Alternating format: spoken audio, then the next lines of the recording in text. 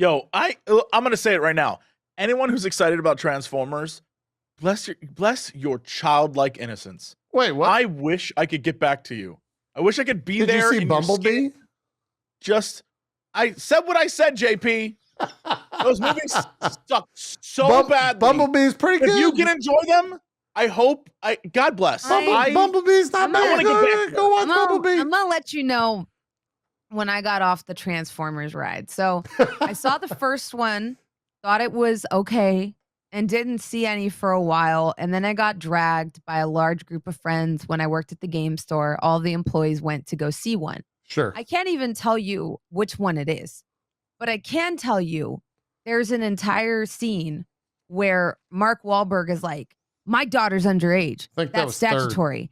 And then this guy sits there and talks about laws for 5 minutes about how it's actually technically legal for him to be 20 dating a 16-year-old. And this is supposed to be like not creep. And I was like, what is this movie? I thought this was about cars. That was literally my takeaway. I was like, where are the cars? Why are we sitting here having Mark Wahlberg discuss the finer points of statutory rape law? Where are the fucking cars? See, I got off the ride then. What's happening? I got off the ride then as well because Jerry Bruckheimer, is that who was directing it? Is that right? Yeah. He sucks. Producing, probably. Producing, directing, whatever. He sucks. But Bumblebee is when I got back on because he has nothing to do with that film. Hold on, kind of a reset, I think. The Bumblebee movie is fine. Yeah. It is entirely carried by the actors in the film who are actually like good. Yeah. But that doesn't change the fact that the mainline Transformer movies suck complete ass in the most ass-sucking way possible. And anyone who likes them, again, I'm not saying you're bad for liking them. I'm saying you exist in a way that I have lost. I can't do it. I can't do it. And I'm glad that someone out there has their innocence intact, because when I look at those movies and I see a guy be like, it's under its truck nuts, I'm like, yeah, the truck nuts were a big joke. Or I joke. see the two like complete gross stereotype guy that like every single robot is a stereotype, be it like the samurai guy or like the two black dude guys, or they're like all of it is like just so embarrassing. They're all like, okay. I'll be like, it's like a room of writers is like, how do we get the Transformers to appeal to that bronze girl? And they cast me. I'm giving you a hypothetical Transformer movie, and they cast me as the lead character. And I'll be like, whoa, this samosa truck is driving itself. I'm just an innocent delivery person. What's going on? And then it'll go, namaste, aapke se ho. Do not worry, my friend. I am a Transformer here to save you. I decided to dress up as a samosa truck. Let's go do our rounds together. Oh my God, you remind me of my dad that just died yesterday. This is healing in some way. Let's save the world, Samosatron. And then it's like, Indians will love this. And you're just sitting there like, what the fuck am I watching? I'm on board. I want to see that. Let's get it produced. Get Brockheimer on the phone. Yeah, get him on the phone. Let's go on an adventure. The only thing I know about Transformers is that the Devastator scene, and I think maybe the Mark Wahlberg film that you guys referenced, is the most expensive CG in film history or some shit. So cool. So that's all I know. God bless they have that much money to spend on. That's all I know. Good for them for setting a bunch of money on fire. Yeah. Good job. Yeah. If you want to see a good spoof of the Transformers movie, go to YouTube, Google Aural Knots, AURAL Knots, NAUTS, Aural Knots. They do like great movie spoofs and things, and they have a complete top 10 things you could do to fix Transformers.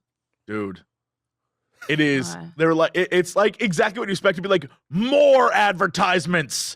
And so, like people forget there's a scene where a Bud Light truck flips over and there's Bud Light everywhere. And Mark Wahlberg, in the middle of battle, pops open a Bud Light and like drinks. And it's that's because he's a red-blooded American, Jesse. At least all he need to know is that the Auronauts go heavy in on it, and they make a new robot called Oreo Bot, And it's like, we fight for Oreo Bot. And Oreo Bot is just like like an Oreo vending machine. It's great. That sounds It is great. wonderful. And I'm going to let you know, yeah, those movies suck.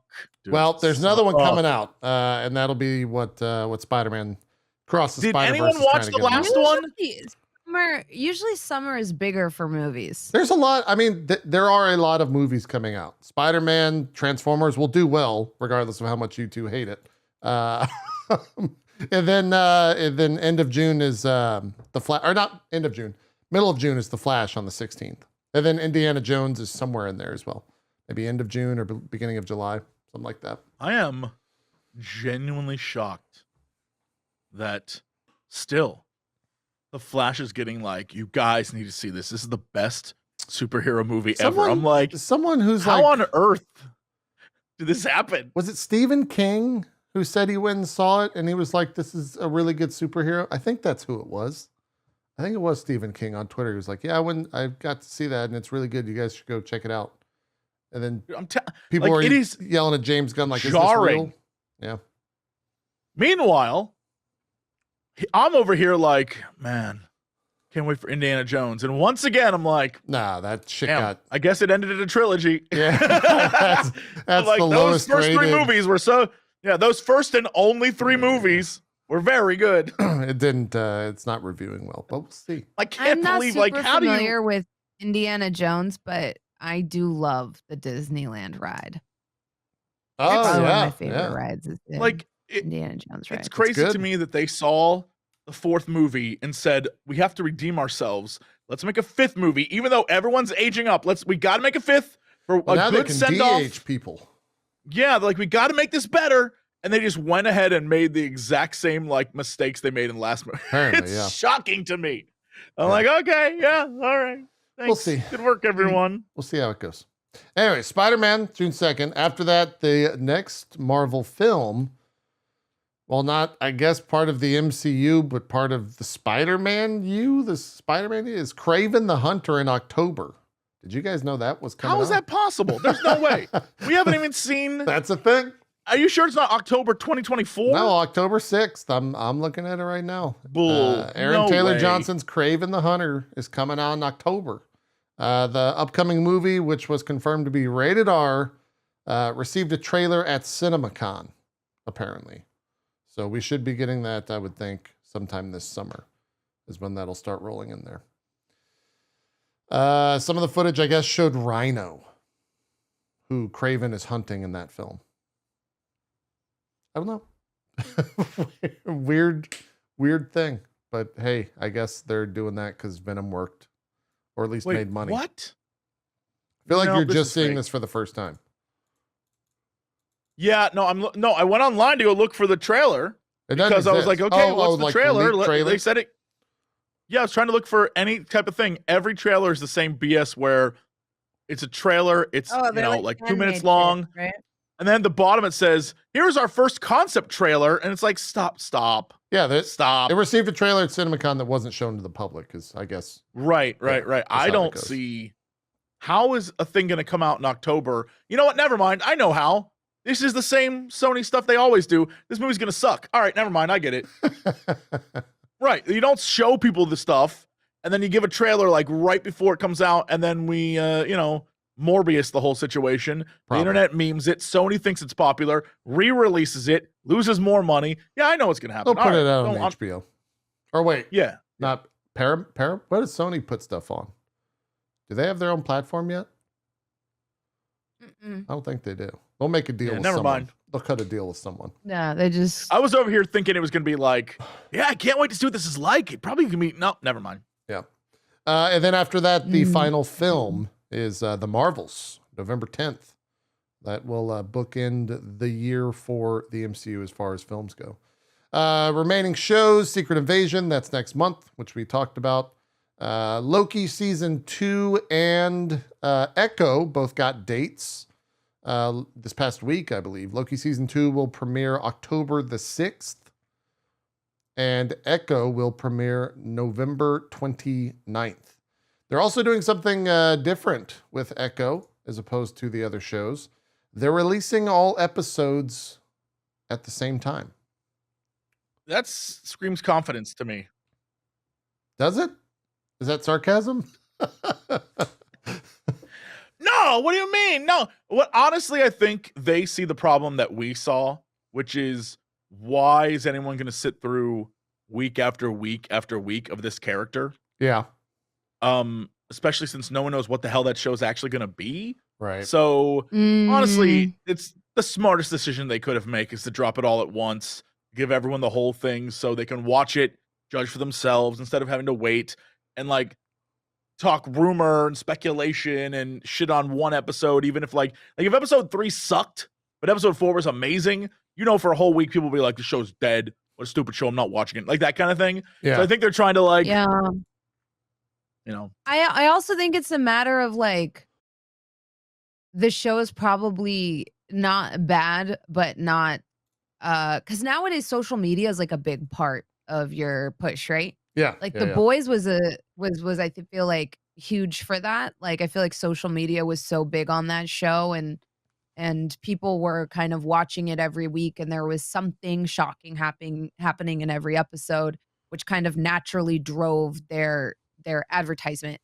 In She-Hulk, it was kind of the same thing. Things were very polarizing in that show. Either people loved the episode or they hated it, but they talked about it. It's still either trended one which way. kind of- yeah, which keeps the conversation going. I think their fear with this show might be that people will probably check it out on launch.